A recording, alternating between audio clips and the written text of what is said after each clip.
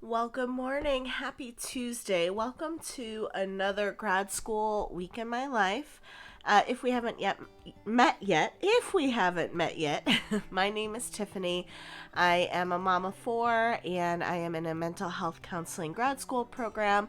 So I like to vlog that experience and kind of show the perspective of grad school and parenting, because when I was considering going to grad school, I found lots of grad school vlogs, but not many that showed the perspective of parenting while in grad school. So that's my goal with this YouTube channel. I also like to share lots of other things and do some educational sit-down videos on some of the other things I'm passionate about, like intuitive eating and being a child life specialist and being a doula and a childbirth educator and lots of things like that. So if that sounds like it's up your alley, come along. Today is week 2 of my new quarter in grad school.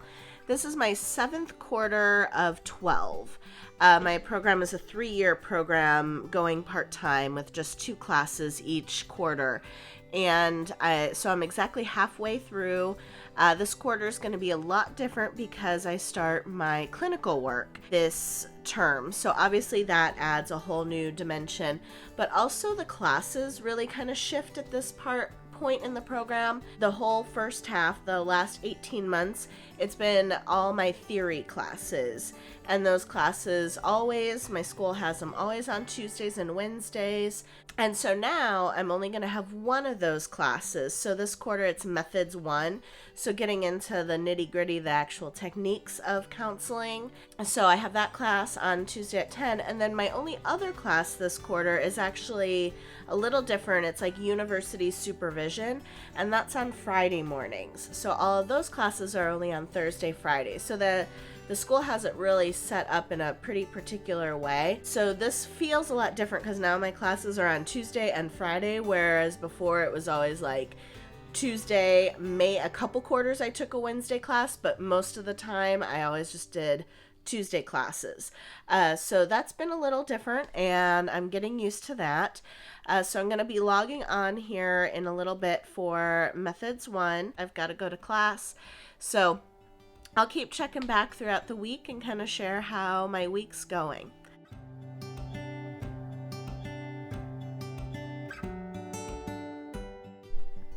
Alright, so I'm done with my class, and one of the struggles that I'm having with this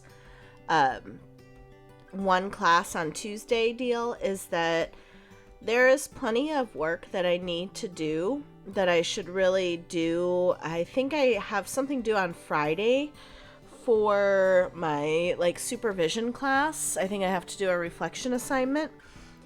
That shouldn't take too long, but my body thinks I'm done because in all the other quarters, most of them, I had 2 classes on Tuesday, and after that second class I had to go get the kids from school, and so I'm like, oh, I don't have to go yet. Oh, I should start all my schoolwork for next week that's going to be due. But my body just doesn't really want to do that. So that's the struggle I have. I kind of liked the routine of stack the classes, get them done on Tuesday, and then I have an easier time jumping into the work.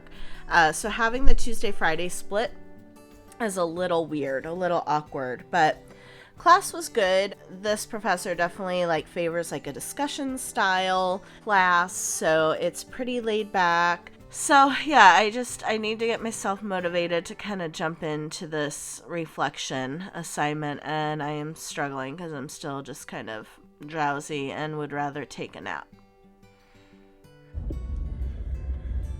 So slight change of plans. I have not gotten any of my schoolwork done, but we're supposed to get really severe storms this afternoon right at school pickup. So I am actually going to pick them up about a half hour to 45 minutes early because I just don't feel like trying to manage getting 3 kids from the 3 separate lines at school in a storm, and I just kind of want to be home and kind of cozied up before all that starts, and I have to pick up my 4-year-old after that. So Little change of plans. We'll see if I get any more schoolwork done today or not. What are you? Oh my gosh, get it. Oh, get in here. Well, good morning. I am currently struggling with motivation yet again. Happy Wednesday. I really need to get on an assignment that is due. Technically, I think it's due tomorrow morning. It's not a hard assignment or a long, lengthy one. It's just a reflection journal type entry. That definitely needs to be the priority today, but I am, again, just kind of tired. I'm working on breakfast right now. I'll get my motivation going for this assignment. Stay tuned.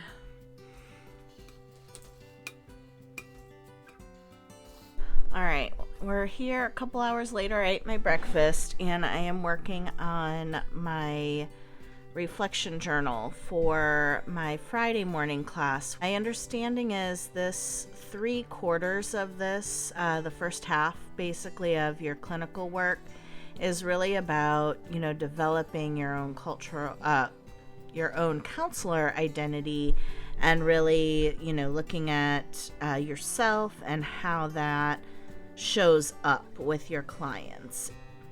And then the reflection journal we just had to do. I pulled a lot from internal family systems, which is a modality that has been super healing for me. It is definitely my favorite. Definitely want to work it in with as many clients as I can. Any client that, it would resonate for.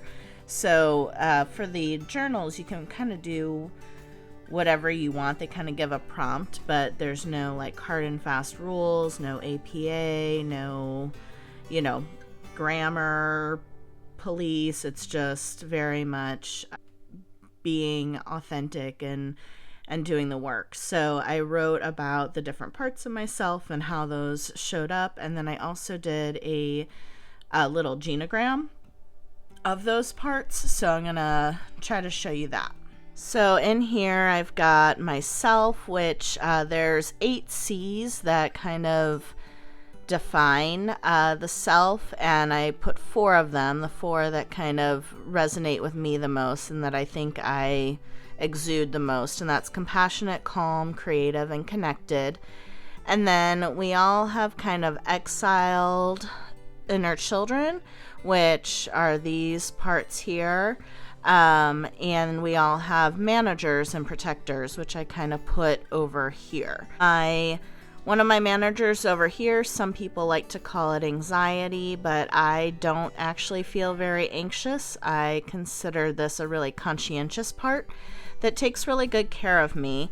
And then I have a manager that probably came about sometime in my early 20s that really wants everybody to know that I have really good boundaries. It's terrified of being perceived as having bad boundaries and sharing too much. And this manager part here is often in conflict with this young child who's really creative and is maybe a little exiled, maybe really sometimes a little stuffed down, but is also still really bold. And this early 20s manager sometimes really tries to like quiet this one who's like loves attention, right? Loves being a kid, loves making YouTube videos and filming themselves and trying to tell, the world all about me. And so these two, this manager gets really nervous when this inner child starts to try to surface. And then there are some hurt parts. Looking back when I was in my early 20s, that was a really tough time for me. And my firefighter part, another kind of protector, tried to come in and protect me and say that everything was great and that this is everything I ever wanted. And I was still really struggling. And so that early 20s self is often really pushed down and really never got to be out and about. So this is like a super quick little intro in how I have conceptualized internal family systems for myself. So maybe it will be helpful for someone else out there. So one of my goals for my lunches this quarter is to cook some like vegetarian meals for lunch. I'm not vegetarian purely, but at all. Actually quite meat heavy, and that's why I want to incorporate some like vegetarian meals, just to incorporate that more and maybe reduce a little bit of red meat. Now, as an intuitive eating counselor, I don't vilify any foods, I don't restrict any foods, but I do think I could benefit, and that my cholesterol could benefit from incorporating some more vegetarian-based meals. And so a couple weeks ago I made this, and it was delicious. It's from The Lazy Genius. If you've ever followed her, she has a very popular podcast and a wonderful book called The Lazy Genius Way. I'll link those below. She also shares recipes, and one of them is this like chickpea bowl. It's kind of like a butter chicken type situation, but with chickpeas instead of chicken. So I'm gonna make that, and it's super simple. Let's see how long it takes.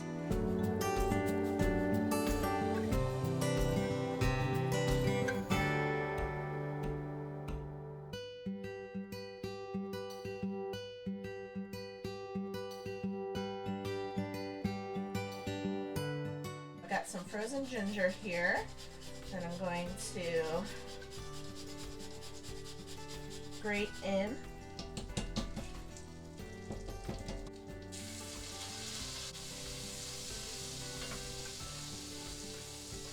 Spices in the bottle of cumin, and then garam masala.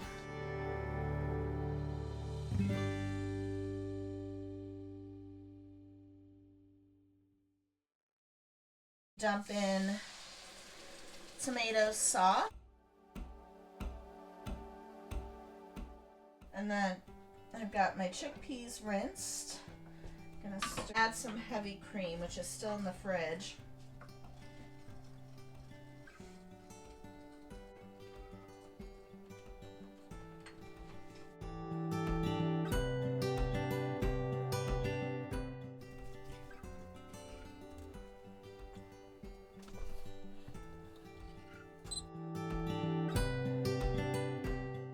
All right, let's give it a taste test. So I have these little non-dippers, and I'm just gonna spoon a little on. You could also obviously just dip it.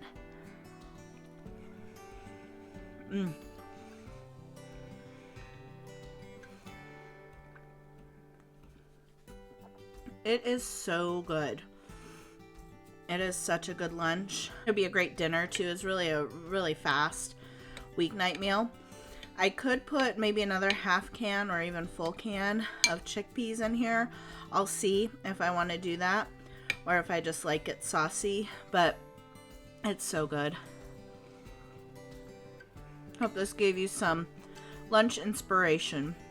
Alright, so while I ate lunch, I just watched some of my asynchronous material for my methods class, which will be next Tuesday.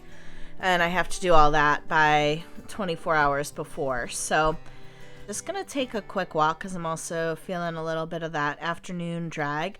So I'm going to see if I can pep up with a walk while listening to my audiobook, and then I'll come back to this.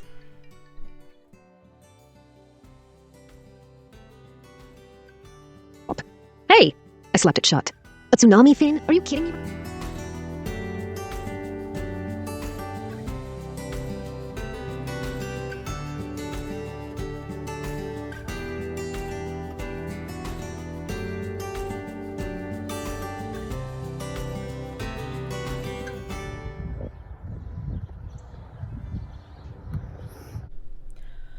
Well, hello. It is Thursday afternoon. I don't think I've updated it all today. The last couple days have been fairly calm-ish. Yesterday I got a lot done for school, so that felt really good.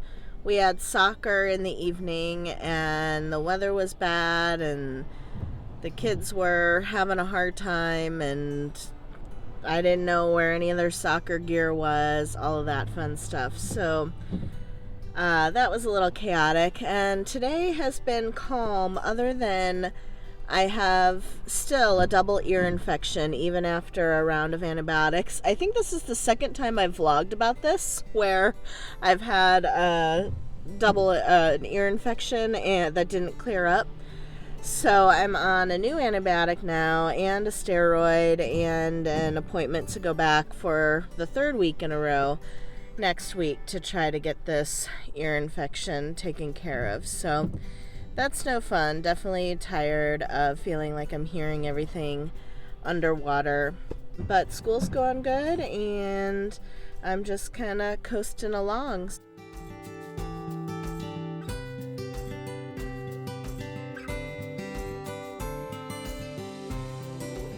What do you see? A sunflower. Nice. A yellow one. Well, hello. Happy Friday, everyone. We are wrapping up the week here. And I wanted to hop on because in about 10 minutes, I have my Friday morning. It's like a 2-hour university supervision. So every week for 2 hours, I meet with the same group of people. This class is going to be the same for the next 9 months. So all 3 quarters of practicum will be with the same group of students and the same professor / supervisor. And I am just so happy with how last week went. Even though it was super vulnerable, it was really set up to be a very safe, very special, very heart-centered space. And I definitely kind of had a wave of emotion that I wasn't anticipating. And as much as that was, a little embarrassing and I didn't want to be the first one to cry in class and have those feelings, I was handled with such care and such compassion. So I'm so grateful for that. And I think that this is going to be a really nice Friday morning for this next 9 months. So that's the good news. And then the bad news is last night I was tinkering around. We got access to the system that we use that we will be transcribing some sessions with either volunteers or sometimes clients where we record the session and it's transcribed for us within this, system and that the school uses. And I signed up and I was tinkering around with it, and lo and behold, it does not work on my iPad, which I kind of wondered if I would be able to make it through all of grad school without a laptop. I have my Mac desktop and my iPad, and I had hoped that would be enough, but with starting clinical work, I do need a portable device, and my site doesn't furnish that. So I do need to furnish my own laptop, which means I'm now in the market for the unexpected expense of a laptop for school.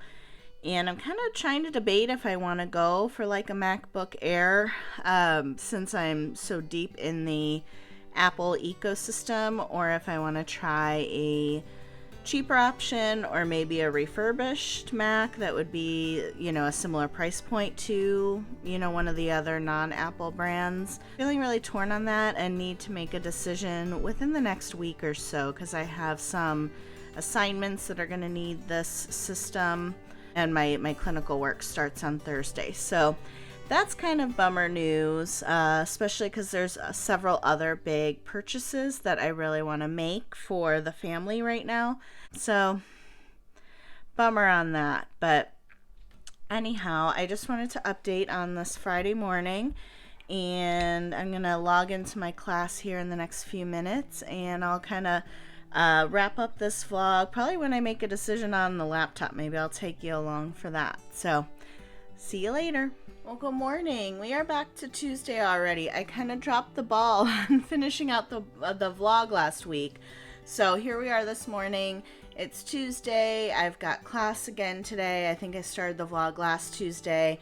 And I believe that I had my last update, I had the realization that I was going to need a new computer of some sort. And so on, let's see, I think it was on Saturday, my husband and I went out to dinner, talked over finances, and kind of made the decision. And I did go ahead and get a MacBook Air. So I'm very excited about this. It seems to be working great. I've played around enough with it to like take it, to set up my school stuff and make sure I could log into everything. But I haven't like actually done class with it. I think I'm going to test that out today and do class somewhere else other than in my kitchen, which might feel kind of weird. So if you are like looking to what technology you need for grad school, obviously it's going to depend on the type of degree, but I would say for an online program, you're definitely going to want some desktop version of something.